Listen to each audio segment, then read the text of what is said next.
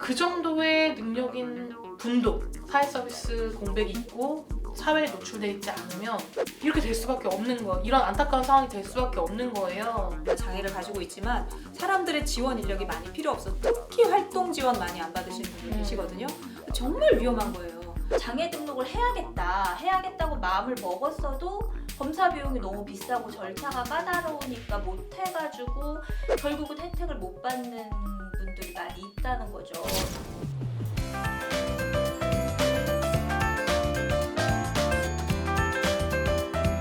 발달장애인 가족들과 함께하는 채널 우리 아이 연구소. 60대인 어머니가 숨지고 발달장애가 있어서 일을 수습하기 힘들었던 아들은 그 곁을 지켰지만 생활이 어려워져서 노숙을 시작했습니다. 어머니가 사망하고 5달 만에야 이 사연이 세상에 전해지면서 우리 사회 복지 사각지대에 대한 얘기가 다시 커지고 있는데요. 사회복지사 정미경 씨가 길거리에서 생활하던 발달장애인 최 씨를 만난 건 지난달 6일입니다. 이미 손은 아주 많이 부르텄어요. 근데 도와주지 않으셔도 돼요 라고 하는 거예요. 최 씨 앞엔 쪽지 한 장이 놓여 있었습니다. 조그맣게 쪽지로 우리 엄마는 5월 3일의 돌아가셨어요. 도와주세요. 그러니까 초등학교 1, 2학년 아이가 아주 또박또박. 정 씨는 한 달쯤 지나 최 씨가 적은 쪽지의 의미를 알게 됐습니다. 어머니의 몸은 지금 어디 있으세요? 하니까 지금 어머니는 거기 그대로 계세요. 그러는 거예요. 정 씨는 바로 경찰과 함께 최 씨가 살던 서울 방배동의 한 다세대 주택을 찾았습니다. 집안엔 이불에 덮여 알아보기 힘든 최 씨 어머니 김모 씨의 주검이 있었습니다. 김 씨 죽음이 세상에 알려지기까지 무려 5달이 걸렸습니다. 최 씨는 어머니가 세상을 떠난 뒤 홀로 곁을 지켰습니다. 엄마가 안 살아나고 계속 숨을 안 쉬어요. 그런데 왜 그렇게 파리들이 날아들어요? 왜 그렇게 애벌레들이 나와요? 애벌레들이 내 방까지 들어와요. 그러는 거예요. 집안에 먹을 게 떨어졌습니다. 독촉장이 쌓이면서 집에 전기도 끊겼습니다. 되게 안타까워요. 그러니까 너무 안타까웠던 게 이분이 그 글씨 써놓은 메모를 봤어요. 글씨도 너무 되게 예쁘죠? 너무 잘 써. 글씨도 너무 어. 예쁘고 글씨가 예쁜 게 문제가 아니라 엄마가 언제 돌아가셔도 음, 도와주세요. 어떡해. 이런 표현을 쓴 거는 사실 우리 아들 생각을 안 해볼 수가 없죠. 해봤는데 우리 아들 그렇게 못했을 것 같거든요. 그러니까 우리 아들 물론 글씨 쓸 수 있어요. 글씨 쓸 수 있고 한데 어떤 이렇게 상황을 나타내는 맞아. 그걸 써서 표현하고 이러는 거를 못할 것 같으세요. 근데 이 아드님은 그걸 할 수 있는 정도의 어떤 발달을 가졌음에도 불구하고 누구의 도움도 받지 못하는 상황에 놓여 있었던 거잖아요. 그래서 사연을 보니까 막 파리가 들어간다고 쌓아놓고. 이불을 막 덮어드리고 막 테이프도 붙이고 막 이랬대요. 그래서 자기가 할 수 있는 선에서 막 그런 최선을 거를 다하는 거지. 하고 정말 전기가 끊기고 막 하니까 거리로 나온 걸 생각하니까 그러니까 결국에는 이 사람이 공공의 서비스를 받지 못하는 사람이 할지라도 누군가는 계속 사회에서 노출이 되어야 된다는 거예요. 노출이 안 됐으니까, 왜냐면 노출되다 보면 예를 들면 뭐 어머니가 사망하기 전에 사회복지사에서 우연히 길거리에서 만났다고 치면 사회복지사를 만나든 옆집 아줌마를 만나든 안타까운데 뭐 좀 도와줄 수 없을까 해가지고 막 대신 알아봐 줄 수도 있어요. 공공의 영역이든.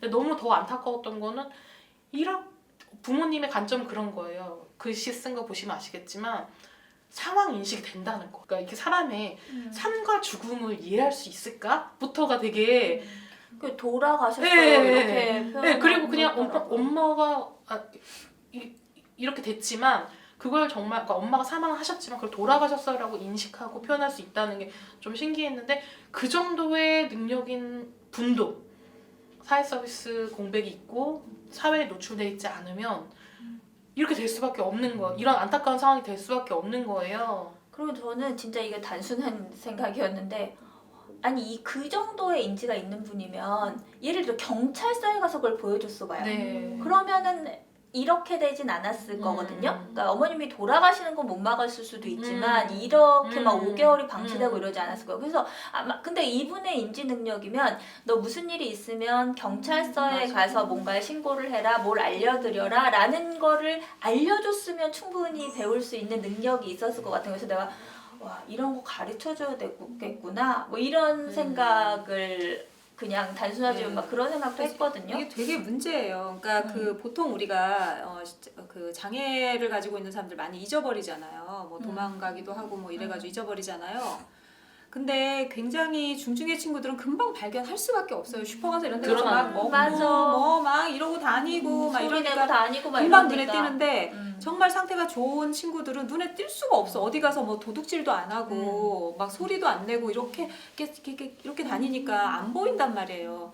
근데 이런 어떤 사회 서비스 영역도 그러니까 이 어머니도 확인은 안 해봤지만 그러니까 보통 지금 우리 그 주위에 있는 분들 중에요. 아이가 굉장히 뭐 혼자서 잘하고 장애인이지만 장애를 가지고 있지만 사람들의 지원 인력이 많이 필요 없어. 특히 활동 지원 많이 안 받으시는 분들 계시거든요. 정말 위험한 거예요. 그러니까 굉장히 지금은 내가 내 바운더리 안에 있고 이 아이가 특별히 누구의 도움이 필요 없어. 그래서 안 받잖아요. 그래서 받으셔야 된다고 하면 아니 필요 없다는 거. 혼자 다 다니고 이러는데 뭐가 필요해. 이런 일이 생기는 거죠. 이렇게. 그러니까 너무 안타까워요. 그러니까 어머니가 어느 정도 내가 없을 때라던가 아니면 내가 있지만 내가 이 아이를 자녀를 보호하지 못할 때는 다른 사람들이 도와줘야 되잖아요. 다른 사람들이 도와줘야 되는 대비를 해야 되는 거지 우리가.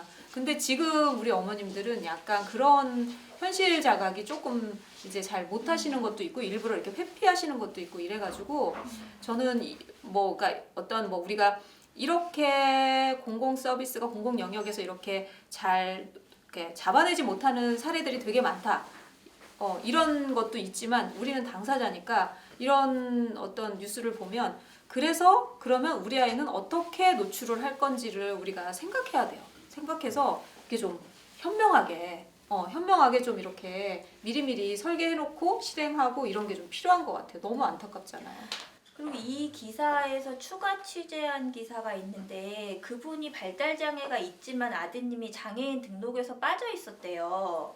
그런데 이번에 이렇게 그 아드님을 발견한 복지사분 말씀이 아마 값비싼 검사비랑 등록 비용 때문에 장애인 등록을 못했던 것 같다고 말씀을 하셨다 그러더라고요. 그래서 장애인 등록하려면 뭐 검사도 필요하고 뭐 6개월간 치료 이력도 있어야 되고 이런 것들이 이렇게 생활 경제 수준이 좀 괜찮으신 분들은 괜찮은데 당장 뭐 기초수급자고 이렇게 생활이 어려운데 장애 등록을 해야겠다고 마음을 먹었어도 검사 비용이 너무 비싸고 절차가 까다로우니까 못 해가지고 결국은 혜택을 못 받는 분들이 많이 있다는 거죠. 그래서 그게 이분들한테는 되게 높은 장벽처럼 느껴졌을 수도 있겠다 이런 생각이 들더라고요. 이렇게 생활이 어려우신 분들은 장애인 등록이 더 어려운 것 같고 웬만한 경제 수준을 가지신 분들도 이 장애인 등록 비용 때문에 안 하시는 경우를 저도 봤어요. 그러니까 아이가 그때 당시 중학생이에요. 그러니까 특수교육 대상자라서 학교에서는 특수학급의 지원을 받는데 얘가 어릴 때 엄마는 그냥 우선 장애 등록이 꼭 필요한 게 아니니까 그냥 놓친 거야. 근데 지금 그냥 뭐 잘 다니고 하니까 굳이 안 하다가 근데 드디어 필요성을 느꼈어. 이제는 좀 받아야겠다는 거예요. 얘 미래를 위해서라도. 그래서 어떻게 받아야 돼요? 하니까 우선 병원에 가야 되잖아요. 병원에 가서 진단을 몇십만 원 주고 받아야 되고, 그러니까 그동안에 치료 이력이 없는 거예요. 얘는 병원에 안 다녔어. 그리고 실제로 발달장애를 가진 친구들 중에 그냥 병원에 가서 상의를 하려고 꾸준히 병원을 다니는 케이스는 어릴 때가 아니고 별로 없고, 어떤 약물을 복용할 경우에 그냥 정기적으로 병원에 가는 경우가 많아요. 그러면 약물 복용이 좀 필요 없다 하는 친구들은 병원 치료 이력이 몇 년간 없는 경우들이 되게 많거든요. 그러면 그런 친구가 장애 등록 나 받고 싶어요 하면 검사비가 기본 몇십만 원 드는 거예요. 그러니까는 아마 최소로 쳐도 거의 한 30만 원 가까이 들어요. 그러면 그 검사만 받으면 되는 게 아니라 요새는 이력이 필요하대. 그러니까 그게 예전엔 없었어요. 그러니까 저희 아이가 어릴 때 첫 진단을 받을 때만 해도 오늘 의사 선생님을 처음 만났는데 발달장애 3급 이렇게 써주셨었어요. 그 시대만 해도. 근데 왜 제도가 바뀌었겠어요? 부정을 저지르는 사람들이 너무 많았던 거예요. 그러니까 어떤 혜택을 받기 위해서 누군가는 낙인이라고 그걸 받기 싫어하는데 어떤 혜택을 받으려고 거짓으로 하는 사람들이 생기다 보니까 그런 것들을 막기 위해서 그런 제도들이 막 생긴 거예요. 적어도 어느 정도의 치료 이력이 있어야 되고 이런 식으로. 근데 그거를 충족시키려고 보면 못해도 막 60에서 100만 원쯤 있어야 장애 등급을 받는 셈이 된 거예요. 그러니까 검사비가 필요하고 그 다음에 몇 달 동안 병원을 다닌 기록이 필요하고 그러니까 그리고 시기도 적어도 6개월 이상이 들어요. 그러니까 근데 그거를 안 받는다고 내가 오늘 당장 타격이 오는 게 아니잖아요. 그냥 여태까지 잘 살아왔으니까. 그러니까 아이고 돈 100만 원 들여가지고 그거를 6개월 아이고 그럼 이번 달도 안 가. 다음 달도 안 가. 그럼 또 지금부터 1년 그러니까는 자꾸 미뤄지는 거예요. 그래가지고 그러니까 오히려 정말 중증일 때는 뭔가 어떤 서비스가 막 갈급해서라도 이거를 해내는데 그냥 웬만큼 한계를 가지고 있지만 그래도 그냥 생활에 별 불편이 없는 가정의 경우에 이런 어려움에 노출되다가 어느새 성인이 되고 어느새 뭐 부모님들이 병골 당할 수도 있고 이런 상황에 막 노출이 되는 것 같아요. 네, 그러니까 그런 분들 되게 많거든요. 굉장히 우리끼리 정말 저 친구는 상태 되게 좋다 이런 분들 보면 사회 서비스 안 받고 있는 분들 굉장히 많아요. 우리가 누구나 받을 수 있는 활동 지원 서비스나 이런 것들 다 안 받고 계신 분들 되게 많은데 문제는 그 주 양육자 같이 사는 가족이 없을 때 아무도 없어. 지지 기반이 없을 때 이 사람은 정말 오롯이 이제 혼자서 뭔가 본인의 인생을 살아야 되는데 그동안에는 계속 공공 서비스를 안 받았던 사람이 그러니까 이 사람이 어쨌든 장애가 있는 상태잖아요.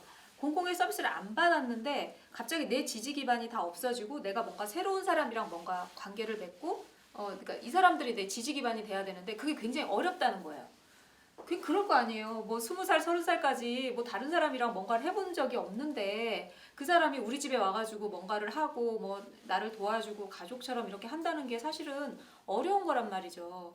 그러니까 그런 걸 안 해봤다가 갑자기 내 지지 기반도 없어가지고 엄마나 아빠가 무슨 병고가 생겨가지고 없어가지고 나는 지금 굉장히 지금 되게 이렇게 혼란하고 충격받은 상태인데 다른 사람이 와가지고 뭔가 그걸 해준다고 하는 게 그렇게 쉽지가 않아요. 그래서 반드시 아무리 뭐 이 친구가 혼자서 모든 걸 다 할 수 있다라고 어머님들은 생각하셔가지고 굳이 그런 서비스 안 받아도 되고 하시지만 반드시 필요해요. 그래서 저희 그 강서 포잡의 어떤 친구가 이제 혼자서 다 출퇴근이 가능한 그래서 의사소통도 다 되고요. 이런 친구예요.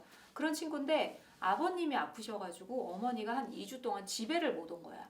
근데 이 친구는 혼자서 밥도 데워 먹을 수 있고 혼자서 그런 것들이 가능하니까 어머니가 생각을 안 하셨던 거지. 그런데 이 친구가 2주 동안 그럼 이 친구는 출근했다가 퇴근해서 집에 가면 혼자서 뭔가를 다 찾아 먹고 혼자서 이렇게 다 생활을 했던 거야. 그게 충분히 되니까 어머니가 그렇게 생각하셨겠죠. 직장에서 문제가 생겼잖아. 그러니까 이 친구는 집에 가면 아무도 없는 거야. 아무도 없고 그러니까 직장에서 오는데 맨날 입던 옷 입고 오고 뭔가 좀 다를 거 아니에요. 근데 넘어가니까 며칠이 넘어가니까 여기 와가지고 이게 막 이제 막 그 심리적인 불안이 심리적으로 불안했을 것 같아요. 그래가지고 그러니까 별일 아닌데도 짜증이 나게 되고 그래서 이 문제가 커진 거예요. 그래서 문제가 굉장히 심각했었어. 그래서 우리는 원인을 찾을 수가 없었는데 알고 보니까 어머니가 안 계셨던 거야. 2주 동안이나. 근데 그거를 정보를 아무도 안 주신 거지. 어머니도 그냥 혼자서 그냥 잘 하겠지 하고 안 주신 거예요. 그리고 이분이 활동 지원 서비스도 안 받는 분이야.